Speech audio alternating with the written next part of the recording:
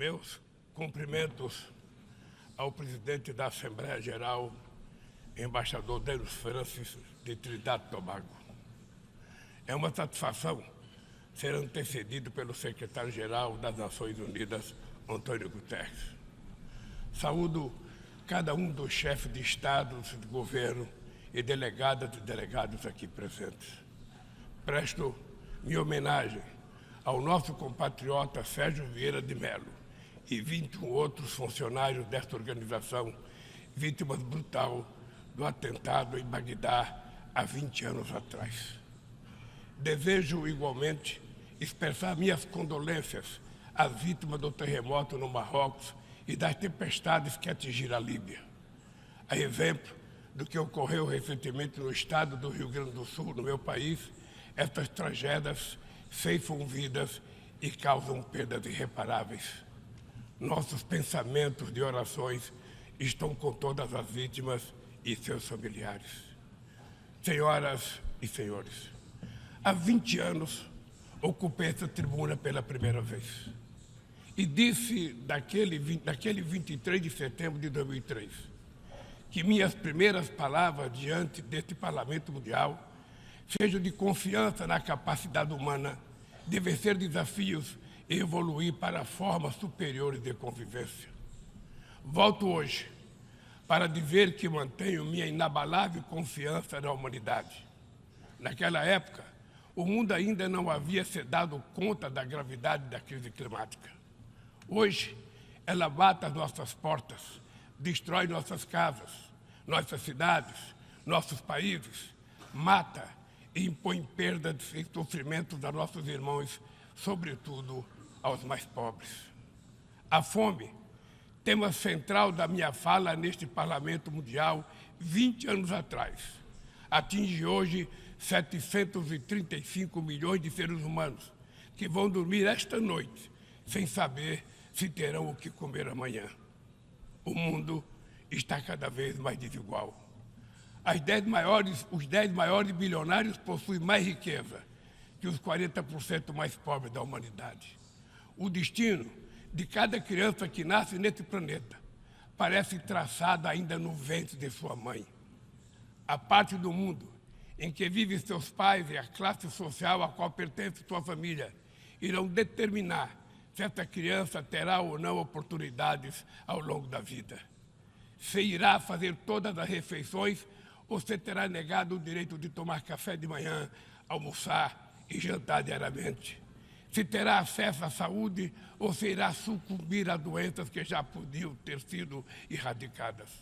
Se completará os estudos e conseguirá um emprego de qualidade ou se fará parte da legião de desempregados, subempregados e desalentados que não para de crescer. É preciso, antes de tudo, vencer a resignação que nos faz aceitar tamanha injustiça como fenômeno natural. Para vencer a desigualdade, falta vontade política daqueles que governam o mundo.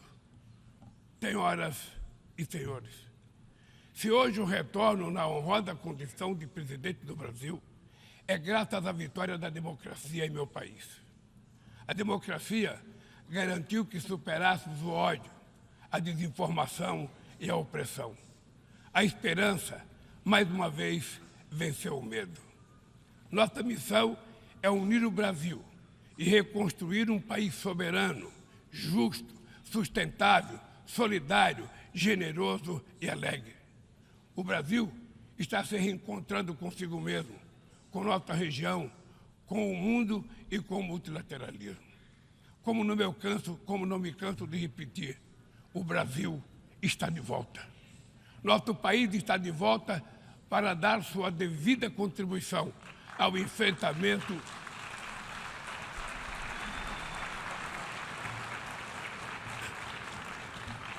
Nosso país está de volta para dar a sua devida contribuição ao enfrentamento dos principais desafios globais.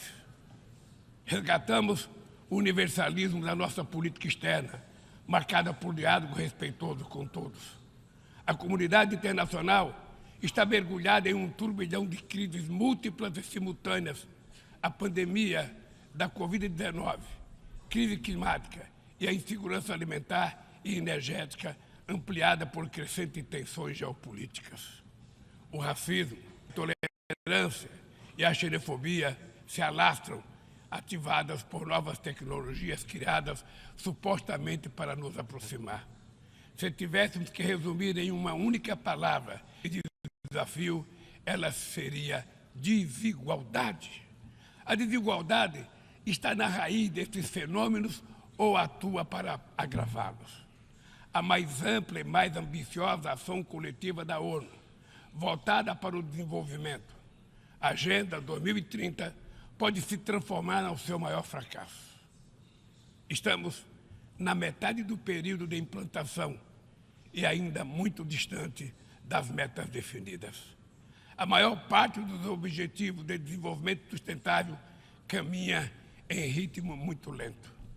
O imperativo moral e político de erradicar a pobreza e acabar com a fome parece estar anestesiado.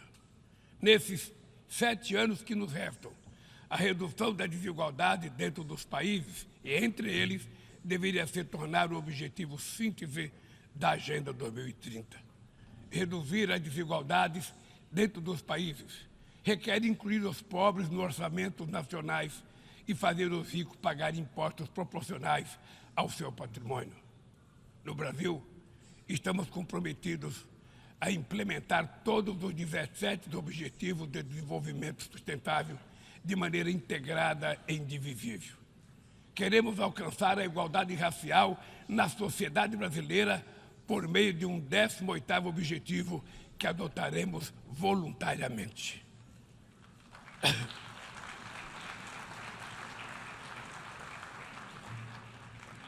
Lançamos o Plano Brasil Sem Fome, que vai reunir uma série de iniciativas para reduzir a pobreza e a insegurança alimentar. Entre elas está o Bolsa Família, que se tornou referência mundial em programa de transferência de renda para famílias que mantêm suas crianças vacinadas e na escola. Inspirados na brasileira Berta Lutz, pioneira na defesa da igualdade de gênero na Carta da ONU, aprovamos a lei que torna obrigatória a igualdade salarial entre mulheres e homens no exercício da mesma função.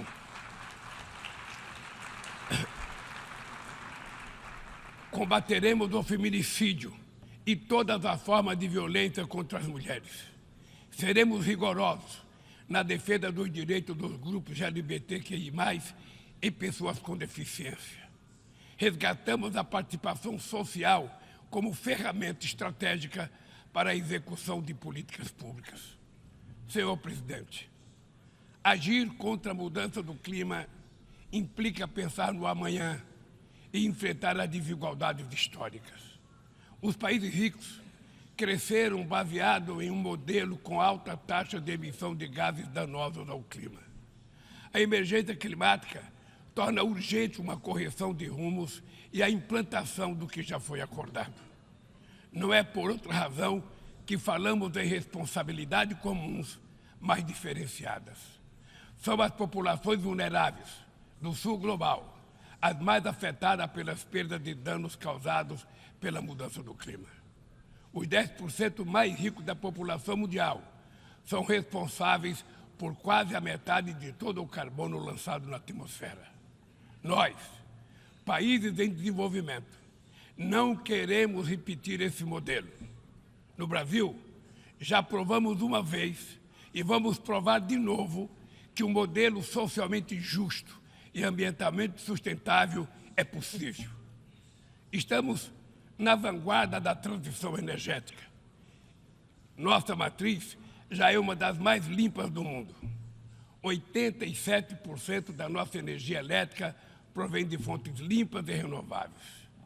A geração de energia solar, eólica, biomassa, etanol, biodiesel cresce a cada ano. É enorme o potencial de redução de hidrogênio verde. Com o plano de transformação ecológica, apostaremos na industrialização e infraestrutura sustentáveis.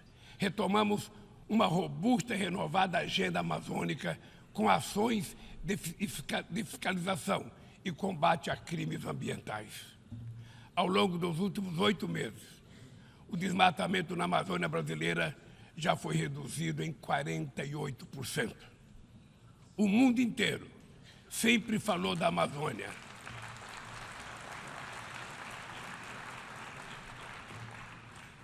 O mundo inteiro sempre falou da Amazônia. Agora é a Amazônia que está falando por si mesma.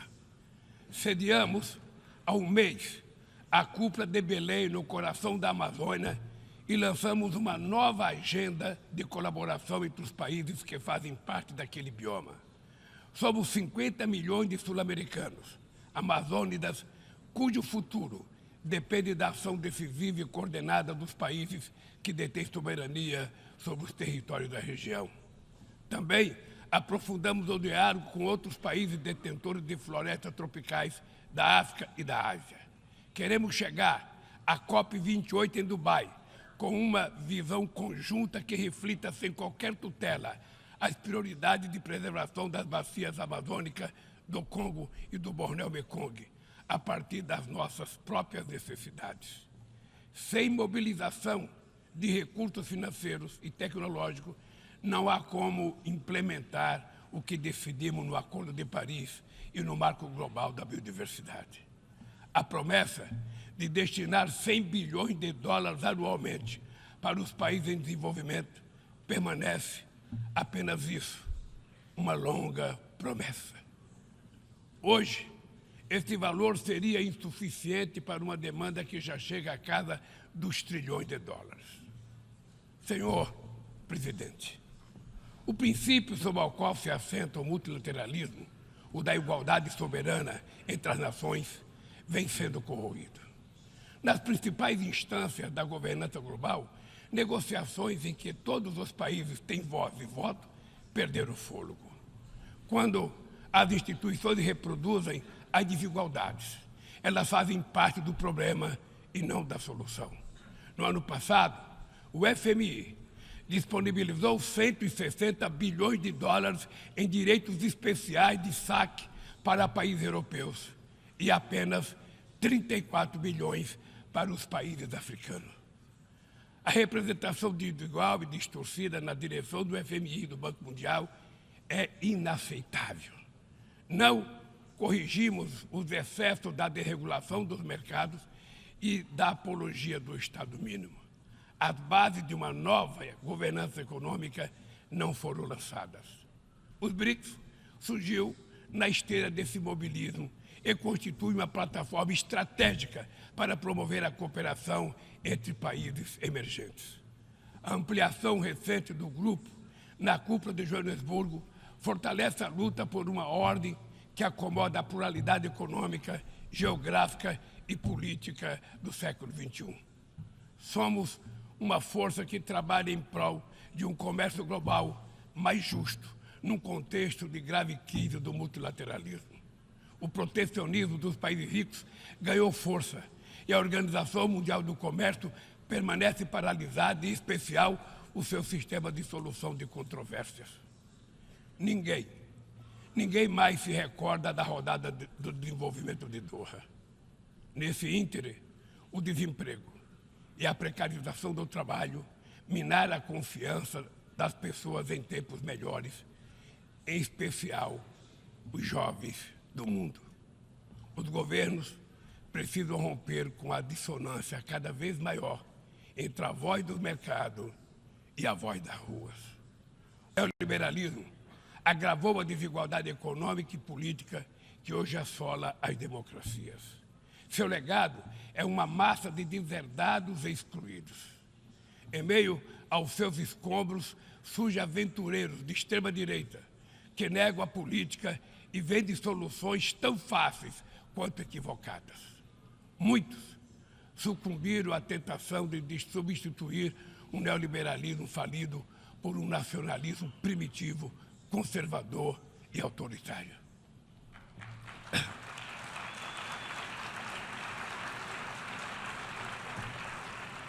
Repudiamos uma agenda que utiliza os imigrantes como bodes expiatórios, que corrói o estado de bem-estar e que investe contra o direito dos trabalhadores. Precisamos resgatar as melhores tradições humanistas que inspiraram a criação da ONU. Políticas ativas de inclusão nos planos cultural, educacional e digital são essenciais para a promoção dos valores democráticos e da defesa do Estado de Direito. É fundamental preservar a liberdade de imprensa. Um jornalista como Julian Assange não pode ser punido por informar a sociedade de maneira transparente e legítima. Nossa luta é contra a desinformação e os crimes cibernéticos. Aplicativos e plataformas não devem abolir as leis trabalhistas pelas quais tanto lutamos. Ao assumir a presidência do G20 em dezembro próximo, não mediremos esforços para colocar no centro da agenda internacional o combate às desigualdades e todas as suas dimensões.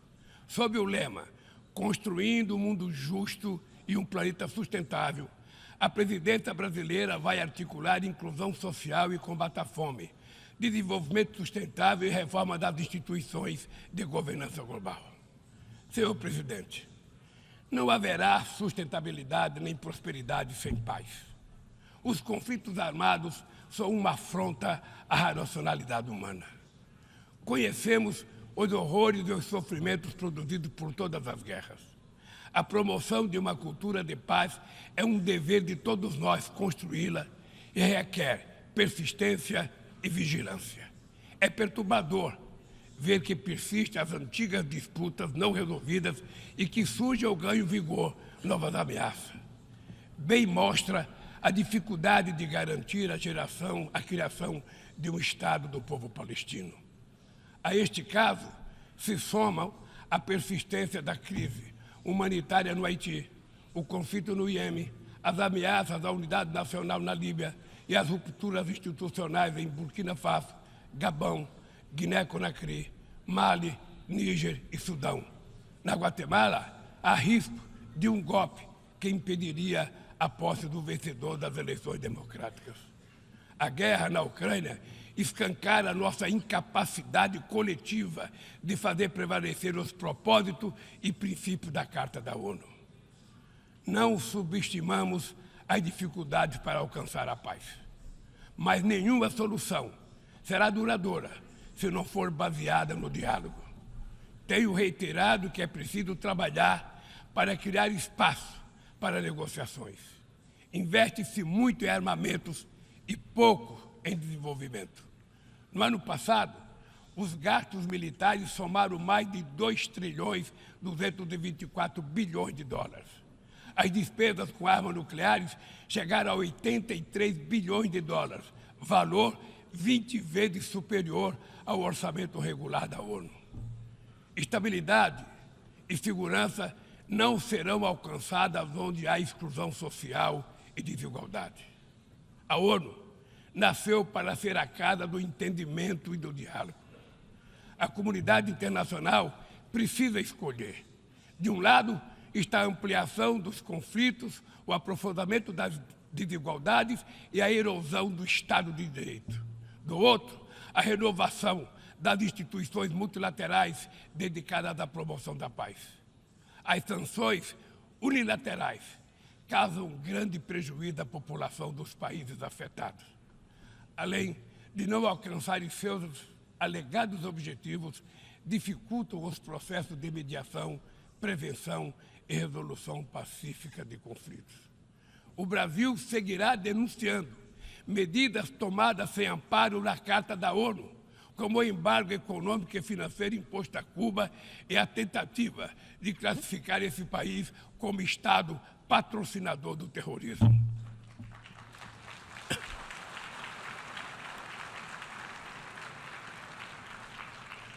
Continuaremos críticos a toda tentativa de dividir o mundo em zonas de influência e de reeditar a Guerra Fria. O Conselho de Segurança da ONU vem perdendo progressivamente a sua credibilidade. Essa fragilidade decorre, em particular, da ação de seus membros permanentes, que travam guerras não autorizadas em busca de expansão territorial ou de mudança de regime. Esta paralisia é a prova mais eloquente da necessidade e urgência de reformá-lo, conferindo-lhe maior representatividade e eficácia. Senhoras e senhores, a desigualdade precisa inspirar indignação. Indignação com a fome, a pobreza, a guerra, o desrespeito ao ser humano. Somente movidos pela força da indignação, poderemos agir com vontade e determinação para vencer a desigualdade e transformar efetivamente o mundo a nosso redor. A ONU precisa cumprir seu papel de construtora de um mundo mais justo, solidário e fraterno. Mas só o fará se seus membros tiverem a coragem de proclamar sua indignação com a desigualdade e trabalhar incansavelmente para superá-la. Eu quero dizer muito obrigado a todos vocês.